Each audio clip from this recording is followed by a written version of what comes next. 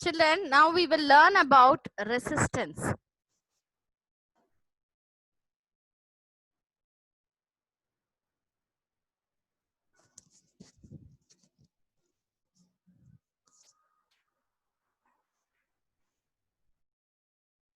Consider here a boy is moving with a bag on his shoulder. Now the boy's friend wishes to play a prank on him. What the boy does, he stands in front of the boy and he intercepts the boy's path.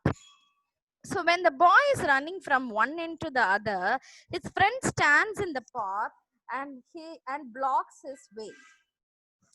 When the friend is pushing him in the opposite direction, the boy is unable to run. So the friend is applying a resistance to the boy's running. So a similar thing happens as well as in the case of charges. When there is a flow of charge from one end to the other of the conductor, there is a resistance offered by the conductor, and we are going to find out the meaning of the resistance. Now, at first, we consider a simple conductor. Certain resistance is offered.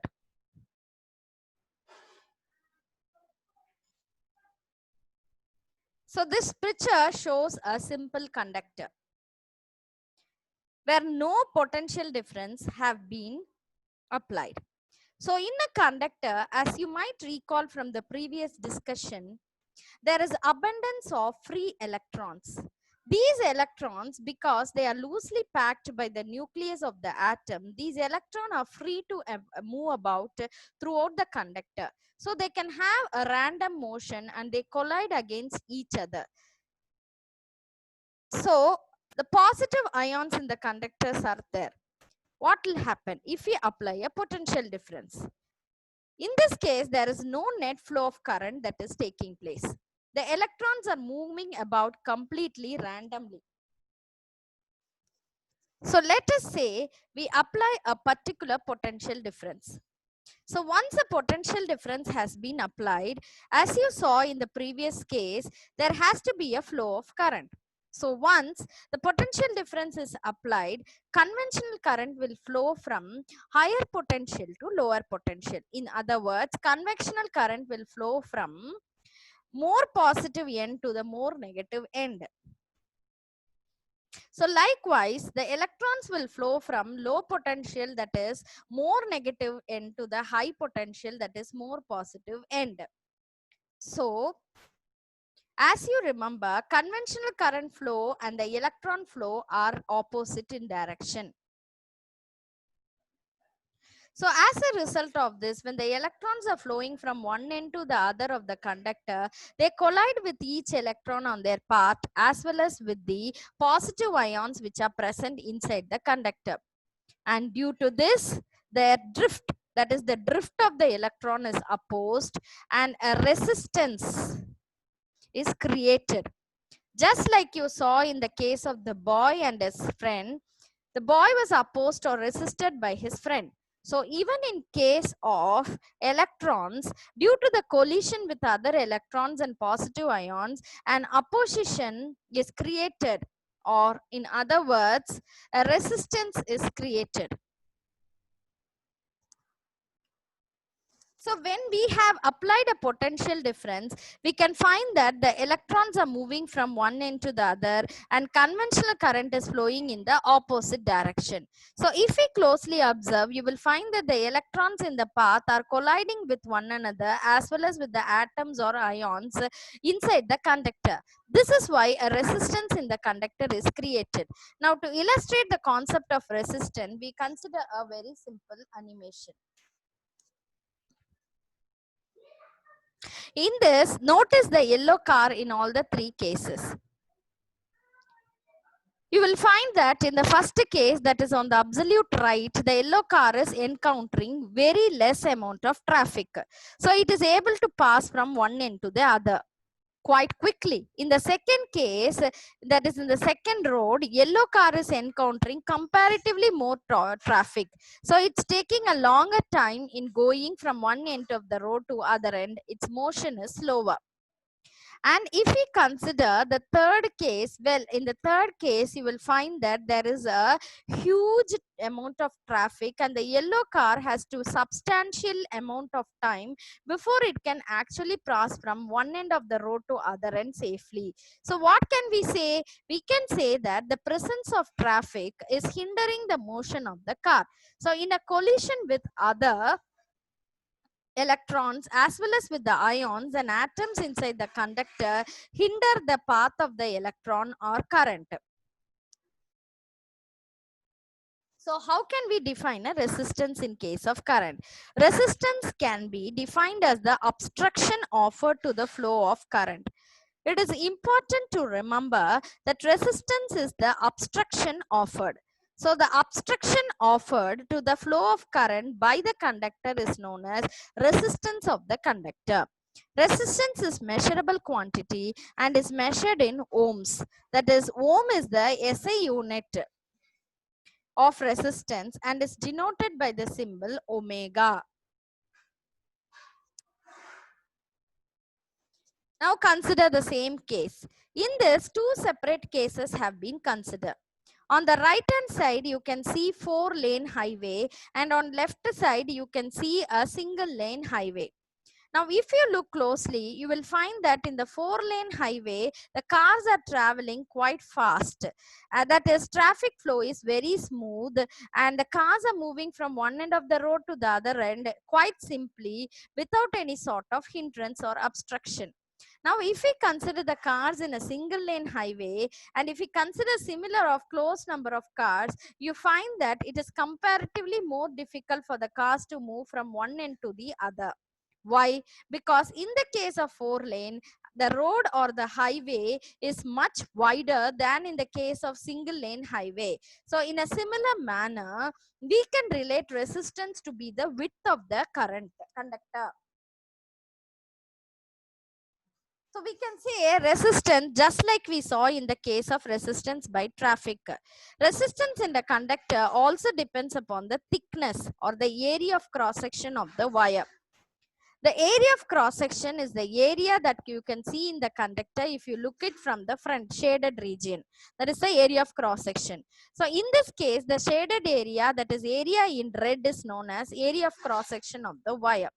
So more area of cross section of the wire, more electrons will flow, and less area of the cross section of wire, less electron will flow. More area of cross section means more thickness. Less area of cross section means less thickness. So we can say that area of cross section increases, resistance decreases, because the electron gets a wider area to flow through. Just like in the case of 4-lane highway, when the cars got more area to move from one end to the other, and when area of cross section decreases, the resistance increases along with it. Why? Because the electrons get lesser area to flow through, that is lesser thickness, just like we saw in the case of cars and the single lane highway. Over here, you will find that there are two roads of varying length. Now consider the motion of the yellow car. When the yellow car travels along the shorter road, you will find that it encounters a lesser number of obstacles or a lesser number of cars. So it is able to travel relatively smoothly, or it is able to travel from one end to the other quite fast. Now, if we consider a longer road, the obstruction offered to the path of the yellow car is more, because there is more traffic on the longer road. So if an yellow car has to travel from one end of the road to other end of the road, it takes significantly more time than that in the first case. So a similar thing happens in case of charges and resistance of the conductor as well. When a charge has to flow to a short conductor and a long conductor, the resistance offered are different. Resistance depends on the length of the wire, that is the conductor. So we can say that when we consider short length, more electrons will flow because the hindrance or the obstruction offered to the path of the electron will be less, because they will collide less with each other and with the atoms and ions as travels a less length or shorter length. Now, if the length of the conductor is more, less electron will be flowing. Why? Because since in that case, the obstruction and the collision will increase. Lesser electrons will flow because they have to travel a longer distance, which means more number of collision. So what can we say? We can say that when length increases, resistance increases along with it because it involves more number of collision. And when length decreases, the resistance also decreases along with it because it means lesser number of collision. So thus we found that two relation as far as resistance is concerned. The length and its relation with area of cross section, that is thickness. What did we find? We found that resistance increases with an increase in length and resistance decreases with increase in thickness or area of cross section. So what can we say? We can say that resistance is directly proportional to length and inversely proportional to area of cross section.